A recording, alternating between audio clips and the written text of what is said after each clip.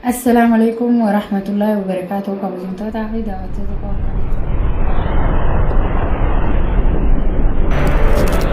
السلام عليكم ورحمة الله وبركاته. قبل تعالي دعوتك وكم جبتنا كيسان جبرين أحيان بعد ما الفكاتي إن شاء الله نجي في جبل الكوكب نرجعك أو جلس برنا أبو سنين جتة هركنوا إن شاء الله أتوانو ما بتشينكي وان قدا وان الددا وان سياج وان سهير أرسل سنين دفنا هرمو وان قمتشوتين إن شاء الله رمضان ربي لين في جنتهما وعون دقراك إنك يسقفت أني وفي ولي قولي جرا فت أني جرا أرارم نجرا محمد يوجيني سنين جتشو برباديتي سنين لي أكما قد نوجين قودة تاترتن قمتشو كنا لنوجين قودة لا سنين جرا كبجمتو تافي داوتو تكيا وان هاجد مسجنتا كنا نوجين جتاني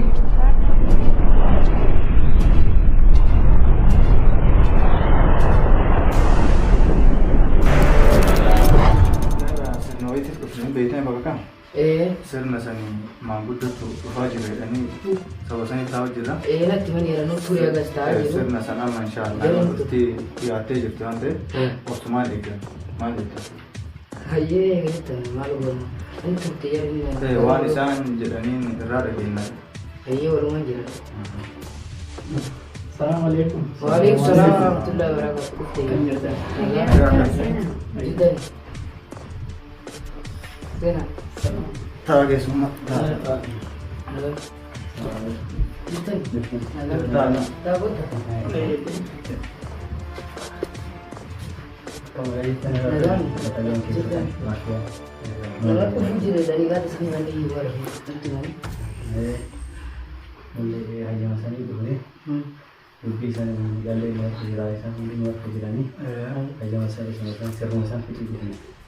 Bapak bereda mare. Kesuma no dulu ni, kesuma no dulu kan. Wan sih no dulu ni era huban ni. wan sih nukti orang mana ni. Assalamualaikum. Kesuma no dulu pada wajah mata sini jenis sintesis ni, wan sintesis ni, tes ni san. Esene rata kau berapa nasi ni jem. Ini sih lagi semua. Kuliah tak ani ergus. Lebih tanah itu rumnya.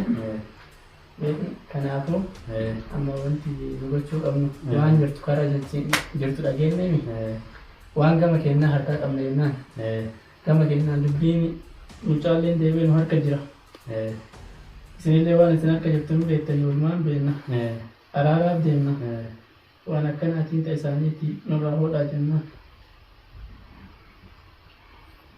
Ayyee gara keenya deebitu. Ayyee. Maarree isaan jechuun akkuma ulfaatanii awwayyamanii jennaan ammaree namni korree akkuma sirna aadaan baanutti dhufanii sirna aadaan baa deebinaaf. Walumaan jirra mee waan muroo. Wanni jirtullee nu bira jirti ta'e isin bira jirtullee isin bira jirti jedhan jaarsotiin haa ulfaatan. Ulfaadha awwayyamaa jennaan. Amma maarree nu sirni nuti dubbannu kana namatti nurraa miidhame nama nurraa miidhame kana miidhaa isaa arguu barbaanna jennaan abbo. Akkas. Nama kana arguu barbaanna. Miidhama nama kanaa yoo kan argitan taate waliin argina. Maarree walumaan finna wanni isin jennuuf hin jirtuuti sirna wajjumaan laalla jennaan. Sirrii. Kana jedhan. Kana akkam jedhu. Akka dhugaan jettu jennaan. Dhugaa santu akkami. Dhugaan sun kan jennuun sirriidha. Jechi keessaan dhugaadha. Namni keessa isin jalaan miidhamuun dhugaadha. Gurballee kennee hundaa kennee irraa dhugaa qabdanii. Isin ulaalaa jennaan dhugaa qabdanii. Akkana jenna. Dhugaa. Maarree akkana jedhan. Miidhama qabanii nu jalaa miidhan jedhan. Gara keenyallee miidhama sunillee miidhama. Nu amma miidhama jiraa himuu miti. Nu araarama jiraa feena. Kan miidhames qachii miidhames qasii miidhes kennuma. Kanaafuu araarama keenya waan taaneef abbaan dubbicha harkaa qabullee dubbii dheessee batee waan ta'eef ka jara kana waliin buuse. Nu amma ka godhuu qabnu badii dura dabartee dhiibnanii ka dhuftu kana laallachuu fi isaan araarsuu feenaa waan akkanaatiin abdalla. Labii keessan dubbiin keessan maamila jennaan ka darbe dhiibnee ka dhufu haasofna jedhani. Kanaaf gamas gara keessa illee gara keenyallee hunduu kennuma miidhamaan lachuu gara lachuu dhuma jira. Nu laaltanii karuma ta'utti kennaa isinii jenna. illee jirti achi isin bira illee jirti miidhama isaan hundayyuu kalaas nu hunda bira jirti waluma gidduutti ilaalla jedhutti jiran ijaarsotiin hayyee ulfaatanii barakatanii jenna kanaaf wajjumaan laalla jenna. Hayyee shiruma fixanii alfaadha. Hayyee Akkam jedhan akka dhugaan jirtu jennaan. dhugaa san ta'uu eessa? Dhugaan sun isaan haa ulfaatanii isaa illee nurraa eebaluu waan nu gaafatanii guutummaa nurraa fudhatanii tole keessanis kennuma jechuu isaaniitiif isaan illee nu haa ulfaatan jennaan jaarson. Ulfaadhaa guddadhaa jennaan. Waan akkanaati amma dubbiin garam deeman jennaan gara jirtu deeman. Gara jirtuutti deeman. Akkasitti ammaa fi Hayyee. maarree Abdallah amma jedhamaa miidhamaa isaanii dubbifatanii waan jirtu irraa barannee nuti araaraaf deemna. Ka'uun dhabe namni araara diddu sheexaan malee namni araara. Kanaafuu miidhamaa isaanii san nu waamanii dubbii irraa barannee ilma keennaallee dubbifannee dubbii tana finna jennaan abboo. Akkasii manguddoota akkaataan jedhu amma isiillee miidhamaa keessa yaamtanii miidhamaa isa illee rakkoo isaanii irraa hubannee karaa turtii deemnaa isiniin jenna. Maarree bareeda uffata jedhaman. Hayyee maarree maamuddoon teennee yoo jette sirna gara xumuraatitti deemna. Maarree miidhamaa keenya san dubbifannaa jenne isaan irraa hubannaa wajjumaan jiru. Assalamu alaikum. Waalaikum assalaam wa rahmatullahi wa barakatuh. Akkam? Fayyaa. Seenaa. Ayyaa akkam nagaa qabdani? Dubbistani? Fayyaa. Alhamdulillah waliin jiraata. Akkam? Miidhamaa keenya fidanne Danni ka fidanne kana jaarsota wajjin wajjin miidhama isaa miidhama nu isaa argani. nu argani. Finne kunoo wajjumaan laalla jennaan jaarsoti dabase. Maarree bareeda an dhagaanii kun Abbaan Mushammaa Wayye akkana jedhaan ka Akkam miidhamaa jedhan. isaa akka dhugaan jettu jenna. Dhugaa Miidhamaa jettu. isaa illee dhufe isaa illee gaafannee rakkoo isaanii kara lachuttu kara dubbisiitti deemnaa isin jenna. maarree miidhamaa isaanii waamatan yeroo waamatan gamadachiiyyuu badii jirtu. Ta isaanii bichaan qofa osoo hin taane namni yoo afaan ofiitiin baafatee dubbate namaa fayya. Yoo dubbatiin yoo bara callisan fayyu. Dubbii isaanii tanarra warra wal miidhe kana dhageeffannee dubbii tana yoo akkana ficuun wayya.